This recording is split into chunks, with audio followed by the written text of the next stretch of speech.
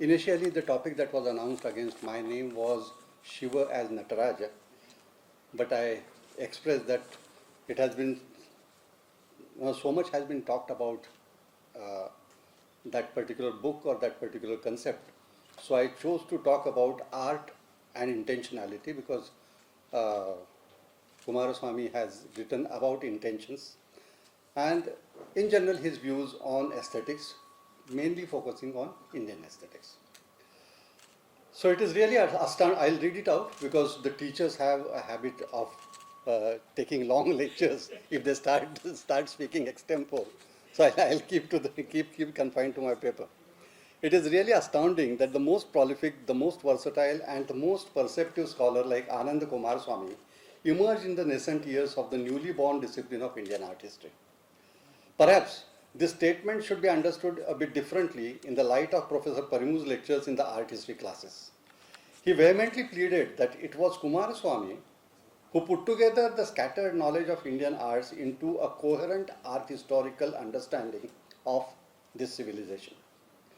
Roger Lipsey counts him among the first global thinkers with an understanding of comparative wisdom of Hindu, Buddhist, and Christian ideas. As rightly stated by William Roth, the breadth of Coomaraswamy's knowledge, the many fields of which he has full grasp, seems astonishing in today's world of narrow scholarly specialization. While primarily known among scholars as an art historian, he shed light upon many other diverse subjects, for he did not limit the study of art to the descriptive art historical inquiry. He drew the broadest implications for the meaning and always present value of the works of art under consideration, delving into aesthetics, literature and language, folklore, religion, metaphysics, and many other fields. Yesterday, I was talking to Dr. Harish, and when we were looking through his books, I said that when you see all these works together, though he has been always called a giant, he appears more like a monster to me. The total corpus of works is so enormous that you get flabbergasted. Speaking on his work, even in any one of these fields in a single session would fail to do justice to his contribution to that area.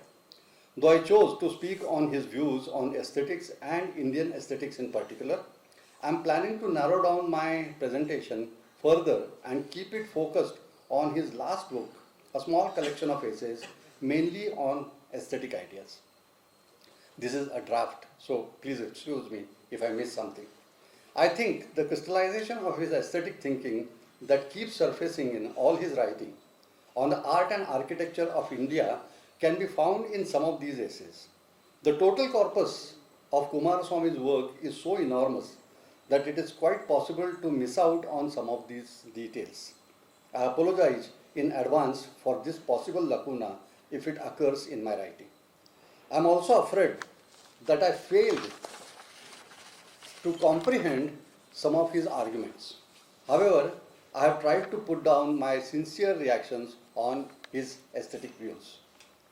AKC's historical writing is laced with his aesthetic views, and it has been taken note of by a number of scholars.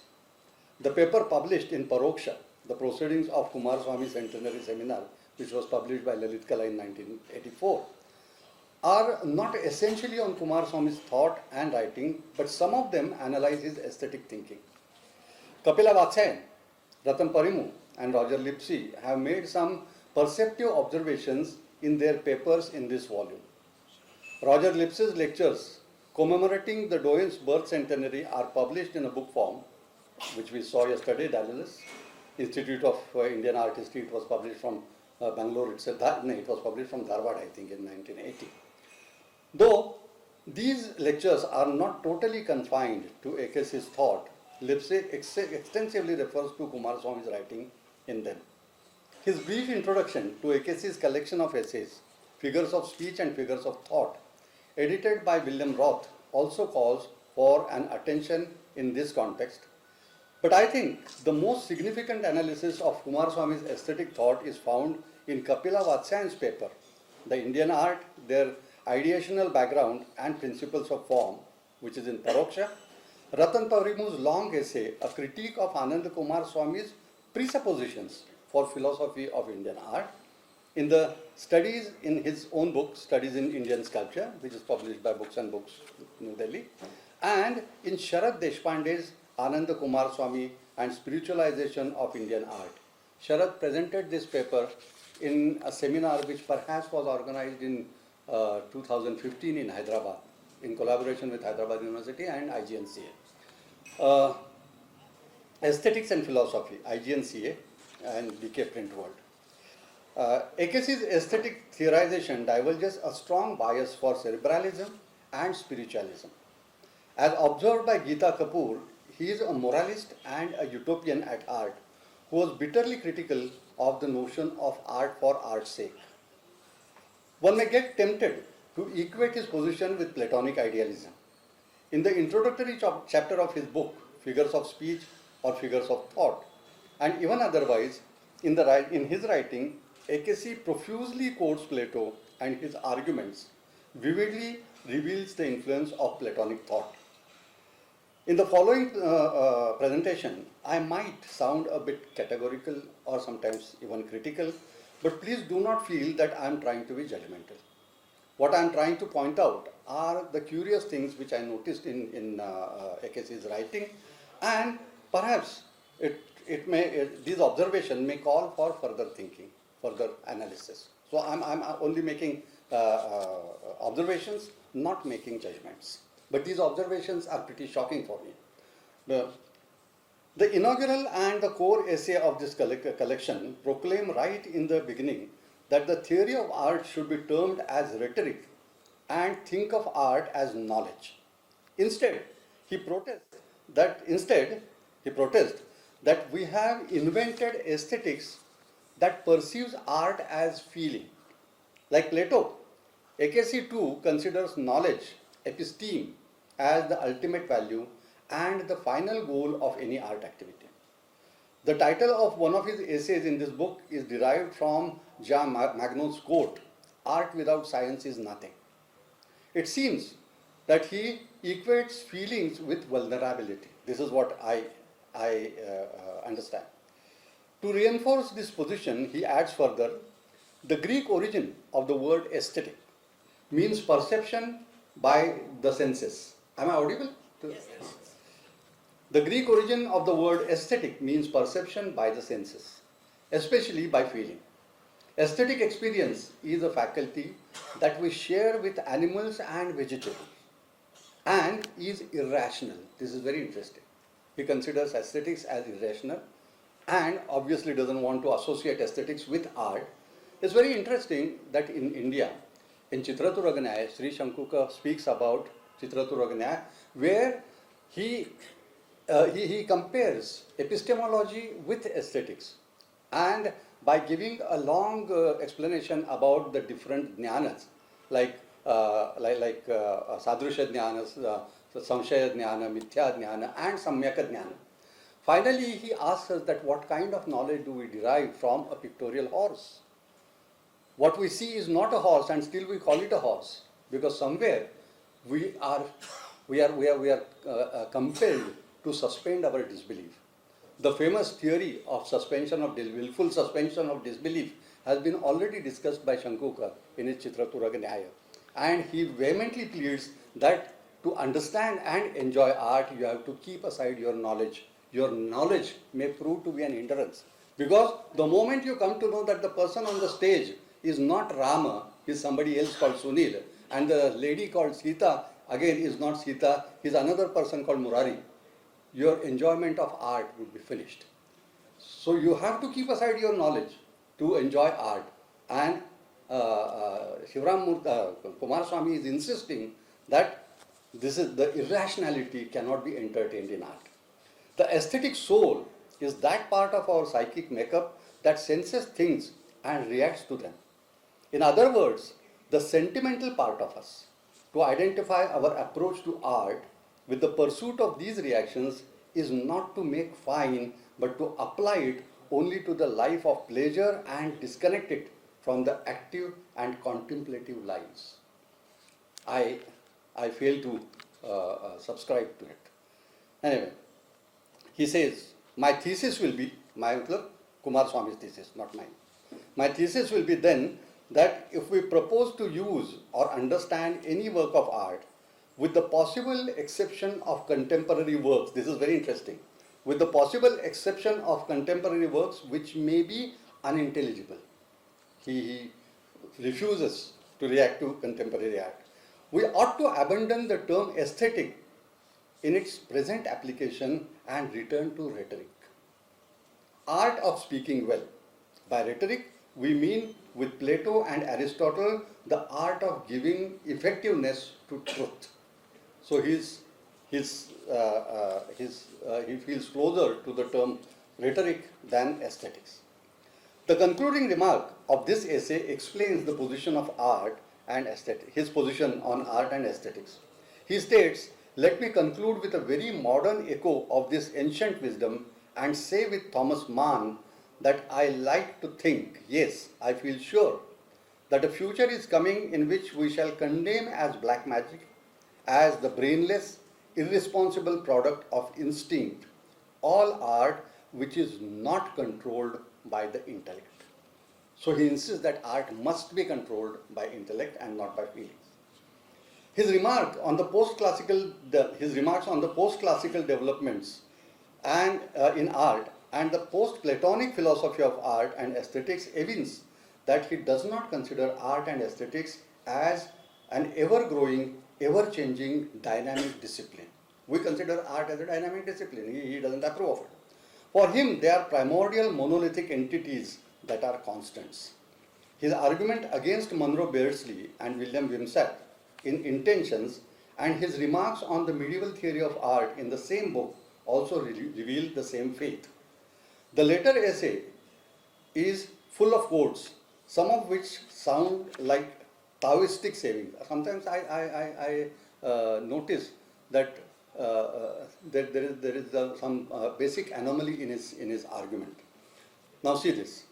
Some of which sound like Taoistic sayings, like to understand Romanesque architecture, you need to be a Romanesque man. Or to write a fairy tale,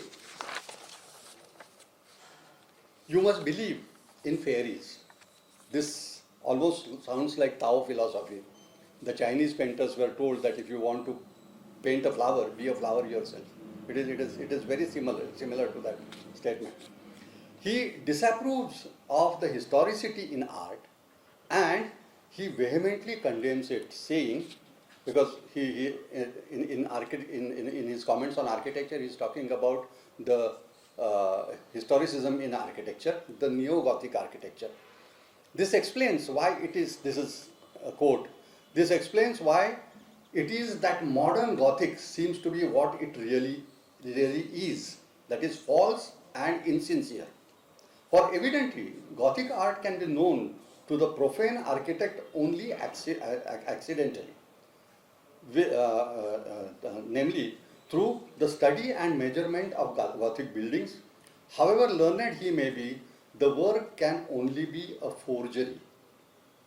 Perhaps he did not realize that the same argument can be extended to Bengal school, because what neo-Gothic architects tried to do in architecture, the Bengal school painters were doing exactly the same in the realm of painting, weren't they? They were trying to revive the traditional Indian ideas. Extended to Bengal school, which tried to revive traditional Indian art, and Akesi himself was a strong supporter of it. It is also significant that the notion of medieval is radically different in Europe and India. In Europe, it is a phase between two classical zeniths. Why they call it medieval? Because it is a phase between the Greek classicism and the Renaissance classicism. So it is an interval between the two. It is a phase between two classical zeniths, Greek and European Renaissance, which probes for new values and ideas. In India, it is the utmost maturation of a value system which is on the verge of decline, because Indian medieval is the decline of Indian classicism, and there is no resurgence after Indian medieval. Indian medieval is the culmination of that cycle.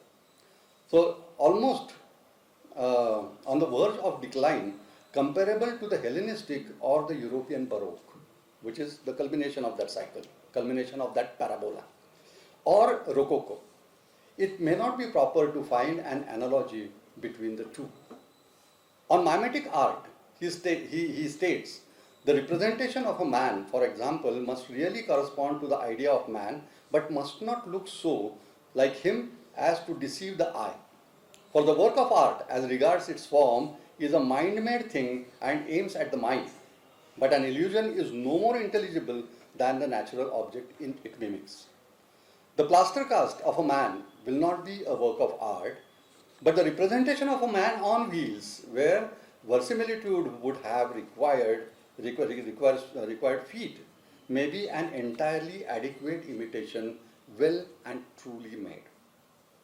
The idealistic position that he discernibly assumes to defend the Indian sculpture and pictorial language that did not adhere to mimetic naturalism was obviously a reaction against the condescending attitude of the early European Orientalists like James Mill and Cecil Burns. But he also indirectly but repeatedly endorsed James Mill's faith that art is born of intellect, unlike the crafts that are essentially a product of skills. While discussing the Platonic ideals, he also uses a Kantian phrase to describe art as disinterested aesthetic contemplation. We know that Kant also talks about disinterested delight. Yesterday, Harisha was talking about the analogy of a circle, that a smaller circle is not necessarily lesser circular than a larger circle. Or to extend it further, this is an analogy which was used by Crochet in his Intuition. And he also extends it further by saying that a small piece of gold is not lesser golden than a large piece of gold. So this is in the context of intuition.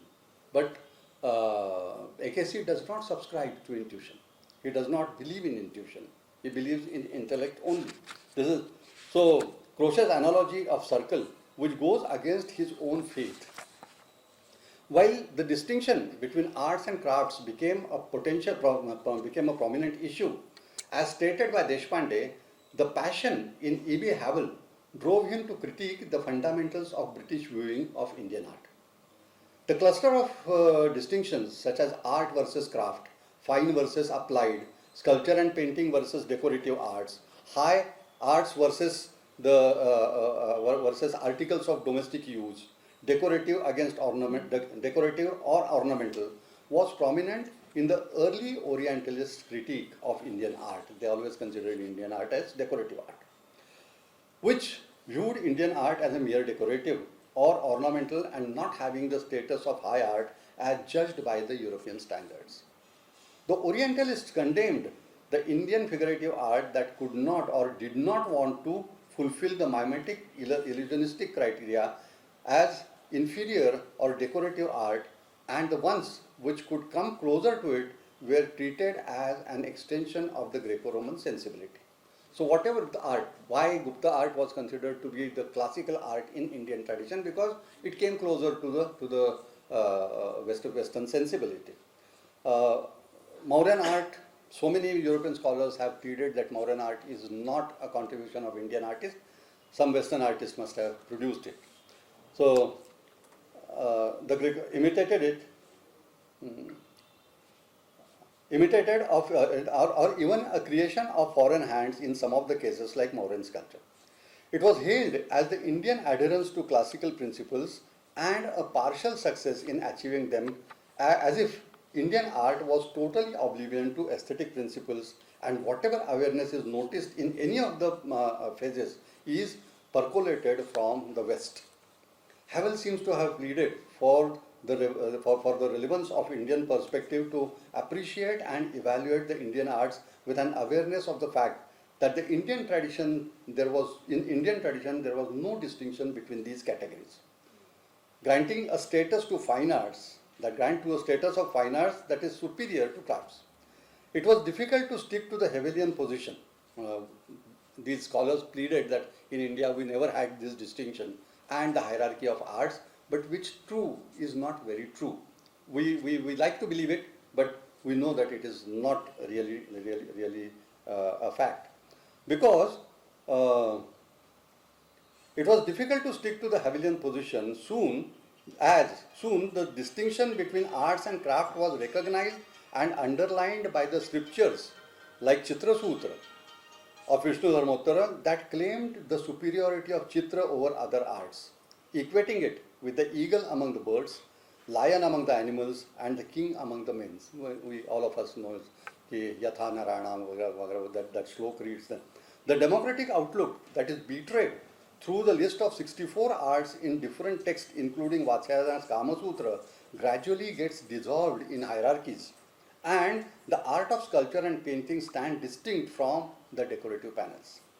It is curious that the commentary of Chitra Sutra by Stella Kremrich was published in 1928 by Calcutta University Press, but surprisingly, AKC does not rely much on this pioneering text in the realm of Indian visual arts.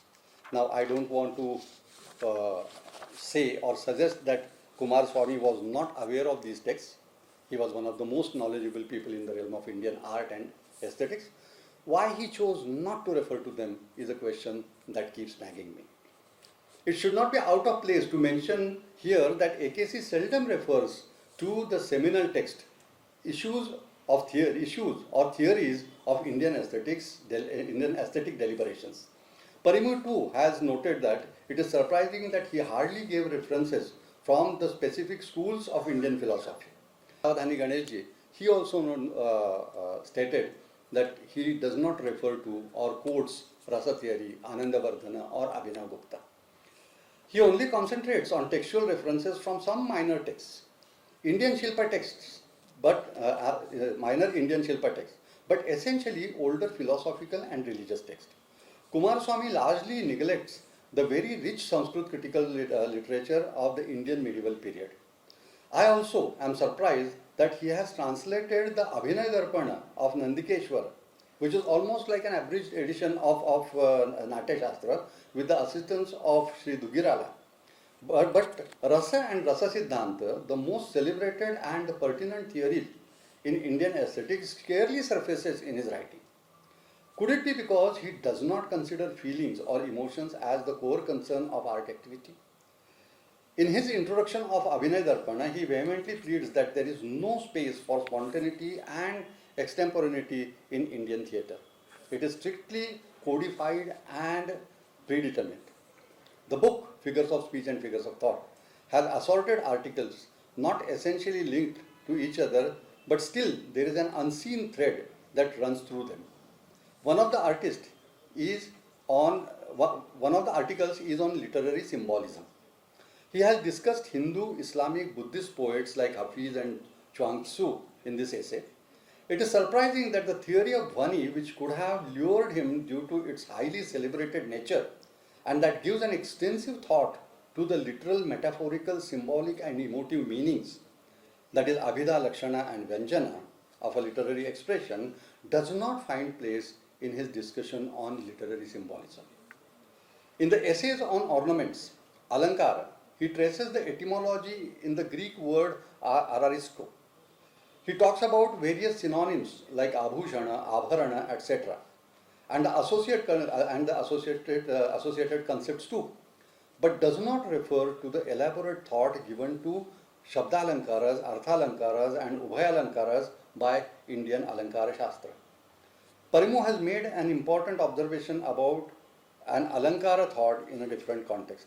He states that Swabhavokti is an important concept in Indian poetics which deserves to be brought up in the discussion dealing with realism or naturalism in Indian visual or plastic arts. Sanskrit poetics, though analyzes Alankaras systematically, does not consider them mandatory like gunas. They are considered to be an insignificant asthira dharma. Gunas are asthira dharma. Navat avashyaki sthiti, they are not necessary. It is not a necessity for an aesthetic experience according to even Alankara Shastris. Not deserving great reverence like rasa or dhwani. Rather, if a piece of poetry does not have rasa or dhvani and has only alankaras, that work of art is considered to be vichitra chitta or chitra kavya and is rated as adhama kavya. Indian aesthetics is an established discipline with a consistent history of its own. Should I go on? There are 3-4 pages more. Yes, So, please. no? Yes, please. Indian aesthetics is an established discipline with a consistent history of its own. The scholars and their treatises are studied and often referred to for centuries, but AKC does not refer to quote any of these theories and texts. Instead, he repeatedly quotes a lesser significant and also a doubtful source.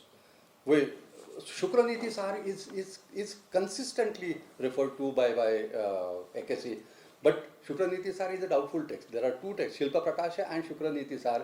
They are dubious texts. We are not very sure whether they are original. There are very serious doubts about the authenticity of these two texts.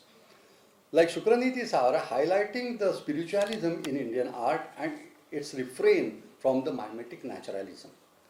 Chitrasutra and the following Shilpa text impart an extremely mature understanding of the human figure, its relative proportions, that is talamana, its postures and positioning, rujusthanaka, its rendering, vartana, foreshortening, kshayavruddhi, overlapping, nimnottar pramana, and also the personality types that get reflected from their physiognomy and body proportions. It was not the lack of understanding of human anatomy and lack of dexterity to render it in the tangible terms, but a matter of aesthetic preferences which were not devoid of naturalism and spiritual always, as AKC assumes. The absence of naturalism is not necessarily an expression of spiritualism in India. It has different reasons, it had different preferences. Ratan Parimu, in his long essay in his studies in Indian sculpture, has expressed his apprehension about AKC's position on Indian naturalism. He contests AKC's notion of pratyaksha and paroksha on theoretical grounds, giving examples from Nayayikas, Vaisheshikas and Navyanaya doctrines. He also refers to the work of modern Indian philosophers who have studied and written about the great Indian tradition of natural sciences and the philosophical ideas related to realism, pratyaksha, and while contesting AKC's insistence on paroksha. Chitrasutra can be quoted again in this context. It talks about multiple preferences and possibilities under the Chitra Prakaras, picture types, in which the first one is the Satya Chitra, the realistic or the mimetic picture, and defines it as Yat Kinchit Loka Sadrishyam Chitram Tat Satyam Uchyate. The one that divulges visual similitude with the world around is called a Satya Chitra. The description clearly indicates that the visual similarity. There is another term, Sarupya, that talks about the formal similarity and has distinct shades of meaning from Sadharmya, the essential similarity.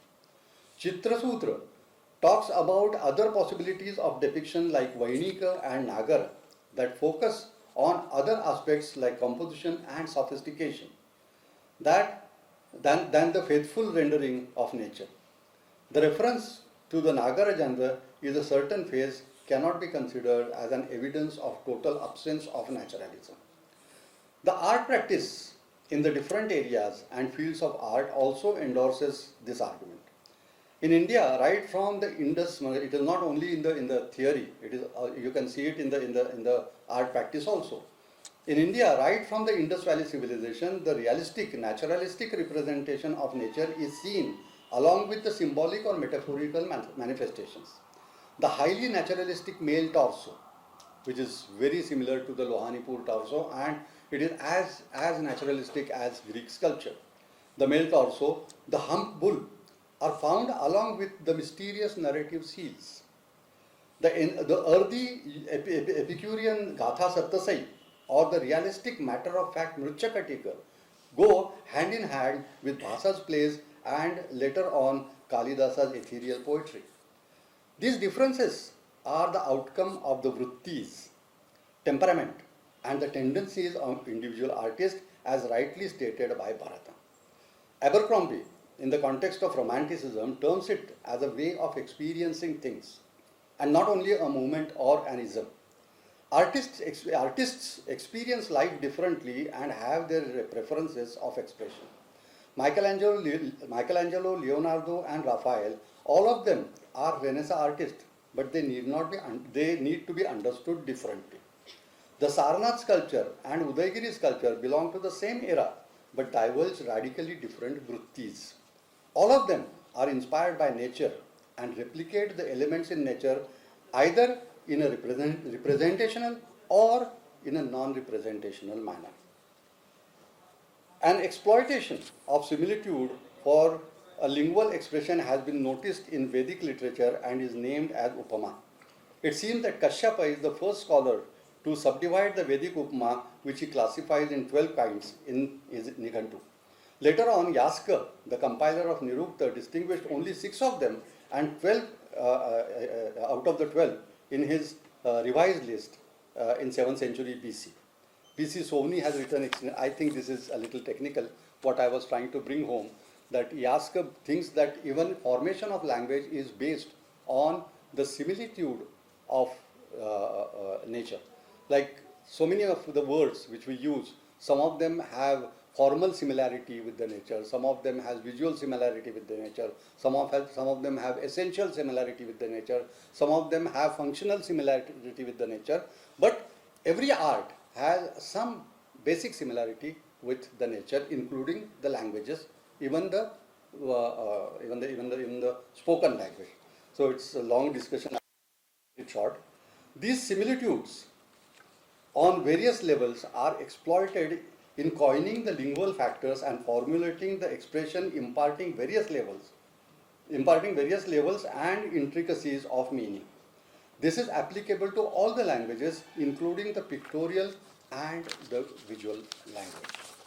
The departure from mimetic naturalism, thus, may have many reasons, and each of them, I repeat, need not be an outcome of spiritualism as AKC pleads. Moreover, as Deshpande states, it is not clear whether there is any term in classical Sanskrit that comes close to the concept of spirit and spiritualism. This is a very interesting observation. Spirit and spiritualism as it is used in the Western tradition. I quote, this is Deshpande, spirituality seemingly became the answer to British colonialism in India. Havel, Coomaraswamy and Margaret E. Noble, the Irish woman turned sister Nivedita, a disciple of Swami Vivekananda, formed a triumvirate that sought an Indian spiritual identity. The discovery of this Indian identity reversed the ideologies of monstrosity of the early Orientalists into that of a spiritual identity. The meaning of Indian civilization was conceived by way of presenting ancient Indian art as spiritual. Now, spirituality became the dominant ideological mode of interpretation where Havel was able to intervene in the colonial discourse initiated by the early Orientalists who were stressing the binary oppositions between Orient and the Occident. Therefore, one has to be extremely cautious about the attribution of spiritualism to Indian art. But despite these difficulties, Coomaraswamy develops a complex reading of Indian art in terms of spiritualism, which has influenced generation of Indian artists and the art historians. Parimu too is apprehensive about AKC's thrust on spiritualism and equates it with the tendencies of the national-minded Europeans like Romarola and Annie Besant. Fortunately, the next generation of Indian historians like Stella Cramrich, Nihar Ranjan Ray, V.S. Agarwala, Moti Chandra, S.K. Saraswati, et al., though adhered to the romance of art, did not succumb to the spiritualism. My incessant criticism of the stalwart's writing was making myself weary of myself, particularly because of the sincere regard that I have for that colossal scholar. I chose to speak on this aspect because I could see some extremely unusual topics when I paged through the book Figures of Speech and Figures of Thought, or Figures of Thought. Since so much has been said and written on the mountainous contribution of mountainous to art history, I opted for this critical presentation. The longish rejoinder to Munro Beardsley and William Wimsatt Jr. caught my attention because it was his pondering on the contemporary issue that triggered off a major debate on the intentional fallacy resulting into a landmark concept like the death of an author by Roland Barthes. For the juniors, I know that the seniors are quite aware of this theory, but Roland Barthes wrote about the intentional fallacy was already talked about, but Roland Barthes pleaded that once a work of art is created, it is the author dies. Now it becomes a property of the onlooker, and it is a privilege of the onlooker to decide what to do with it, to decide the intentions of the. So the onlooker's intention becomes more important than the intention of the artist for various reasons, because we have been talking about Mona Lisa for decades, but we do not really know that what exactly was Leonardo's intention behind it. So artist intention should not govern the appreciation of a work of art. That has been pleaded. Of course, I'm putting it in extremely simple terms. But Roland Barthes' essay was inspired by this writing. It was triggered off a major debate on the intentional fallacy, resulting into a landmark concept like the death of an author by Roland Barthes and its aftermath. The modern deliberations in linguistics led by Ferdinand de Saussure, the stimulating debate between Martin Heidegger, Meyer Shapiro and Jacques Derrida on the interpretation of Van Gogh's shoes. Now I'm sure many of you know about this, but what exactly a painting mean or a work of art mean, I can't recollect the exact title. Heidegger wrote a long essay on the pair of shoes which was painted by Van Gogh, because he noticed that it is not a pair, both the shoes are left shoes. And since both the shoes are left shoes, it is almost like the phenomenon which has been suggested by Dhvani theory, that there is a kind of Mukhyartha Hati, the Mukhyartha Hati or Mukhyartha Bhad. The principal meaning has been eliminated. There is a suggestion, there is a shock, there is a suggestion. It offers itself for further interpretation. And then he tried to interpret that painting. Then Derrida wrote on it, then Shapiro wrote on it, and there is a big debate about the meaning of that particular painting, bringing in the previous life of Vincent and his brother Theo. So it talked about the emotional dependence of Vincent on Theo, the position of those laces. They tried to read many metaphors in that painting. All this could happen because at some juncture the Western aesthetics accepted the fact that a work of art cannot have a single meaning. The intention of the artist is not the end of the work of art. It still keeps living even after his death. Now, this was very exciting. But the most important thing is they have the issue of artist intention as the fountainhead. I was hoping that AKC's essay would add a new dimension to that debate in the light of Dhvani theory, because Coomaraswamy gives a flawless, impeccable argument, but we realize that he and both the authors of intentional fallacy are assuming different perspectives, holding on to different axioms, and hence reaching different derivations. The duo seems to have realized it, and it is reflected in Coomaraswamy's reply. Coomaraswamy writes, "Finally, in our correspondence, you, sirs, say that your terms evaluation and worth should and ought refer not to moral oughts but to aesthetic oughts." Here I think we have a very good example of the case in which a writer's intention is one thing and the meaning conveyed by what he actually says is another. Both of them stick to their postulates, the duo and AKC, and the debate gets aborted without any significant outcome despite the participation of extremely erudite scholars. I was hoping that Coomaraswamy would plead his case in the light of Dhvani Siddhanta. As it recognizes the intrinsic philosophy, we know that Vyanjana talks about the generation of meanings. It is not only suggestion, as some of the scholars have been writing. Vyanjana has been translated as suggestion. No, Vyanjana is generating different meanings, generating more than one meaning. It is not just a suggestion. So, as it recognizes the intrinsic polyphony of language and lingual system a millennium before the world did. But he totally relies on Plato and some medieval scholars without recognizing the contemporary developments in art, linguistics, and aesthetics. His argument is built on the thrust that a poem can or does have a single absolute meaning, derecognizing the multipolarity of an aesthetic expression and the role of the viewer, reader, or receiver, or the listener in it. He does not assign any role to the receiver. There are many more interesting essays in this collection, like Limitation, Expression and Participation, Intellectual Operations in Indian Art, The Nature of Buddhist Art, but a critique on them is likely to repeat most of the observations that are penned down earlier by me. Hence, I thought of concluding this presentation with a brief discussion on perhaps the most interesting chapter in this book, titled as Samvega. Coomaraswamy, in the beginning, explains the etymology of this term in Sanskrit and Pali and interprets it as the aesthetic shock or the shock of an aesthetic experience. The way it has been explained reminds the reader of the romantic understanding of Longinus' notion of sublime. Longinus was never regarded as a very important aesthete because he was mainly, he was not a philosopher, he was not an aesthete, he was a heterist. And he wrote about sublime, he described the sublime, but he was rediscovered in Romantic period. And the Romantics were so excited to think about the possibilities of sublime. We know that the kind of experience the Romantic painting offers.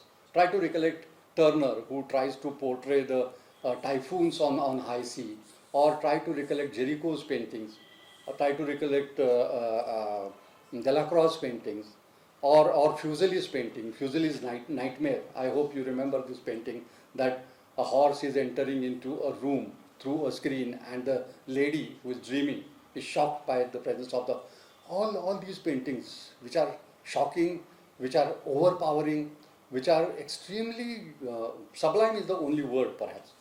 So, the grandeur of an aesthetic experience, the transporting experience that it imparts, almost generating the sense of fear and insecurity among the deep mesmerizing pleasure. Now, see how I said the mesmerizing pleasure has been described, though not exactly in these terms. He uses a different terminology.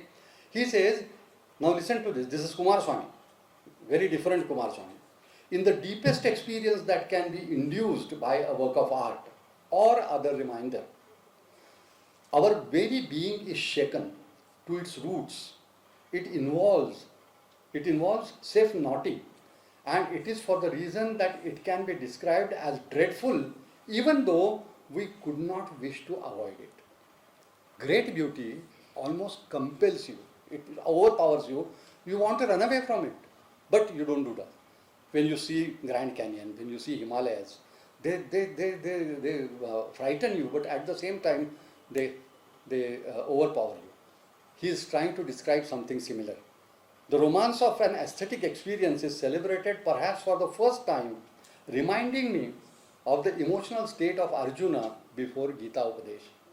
In Gita Upadesh, we know that he sees that army, and later on he sees the Vishwarupa, he has the Vishwarupa darshan.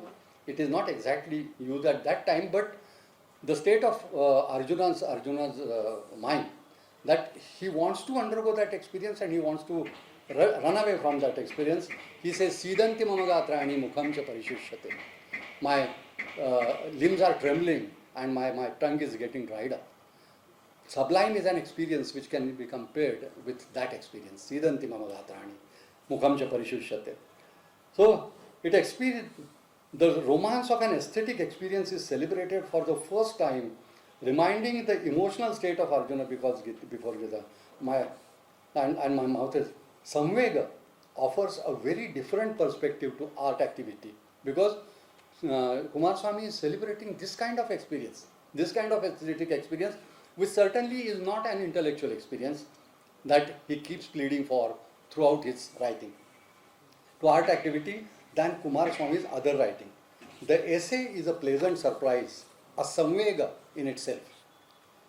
To conclude, I would say that Roger Lipsey very aptly observes that there are two Coomaraswamis, the Eastern Coomaraswamy and the Western Coomaraswamy. This classification can be extended a little further by identifying the art historian Coomaraswamy and the aesthete Coomaraswamy. The art historian Coomaraswamy is the Eastern or the Indian Coomaraswamy, very sensitive to the Indian concerns, to Indian visual language, the linguistic nuances of Indian art. But the Western or the aesthete Coomaraswamy is more concerned about the linguistic discipline, the dictates of grammar, and the Platonic sanctity.